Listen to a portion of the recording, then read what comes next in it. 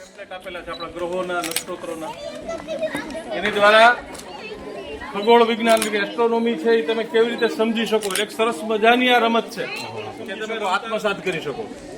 તમને જે આપેલા પેમ્પલેટ છે નીચે માહિતી પણ આપી છે કે ગ્રહ છે, નક્ષત્રો છે, એની શું લાક્ષણિકતા છે, એની શું વિગત છે, એ તમારે સમજવાની છે.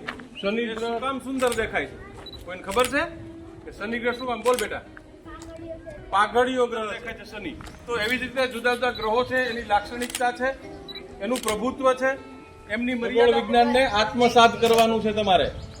રમતા રમતા ખગોળ વિજ્ઞાનને યાદ રાખી શકો સરળતાથી, એટલા માટેની આ પ્રવૃત્તિ. સૌથી મોભી કોણ આપણા સૌરમંડળનો ખબર છે?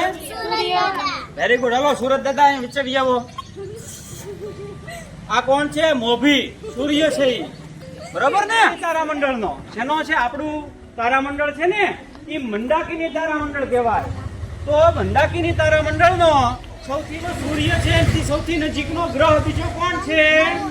સૂર્યથી સૌથી નજીકનો ગ્રહ બુધ. પછી કયો ગ્રહ આવશે? આ સૌથી ગરમ અને પાડોશી ગ્રહ. નામ બધા રાશિ ઉપરથી પડ્યા છે ને, એ આ રાશિ. તો હવે આ આપણું સૌરમંડળ થયું. તો સૌરમંડળમાં કેટલા ગ્રહો છે? ગણો તો કેટલા થયા? આ એનો પરિવાર છે, સૂર્યનો પરિવાર સૌરમંડળ. મંદાકિની તારામંડળનો એનો ગોળ રાઉન્ડ મારવાનું છે. મોઢું પણ આમ ફરવાનું.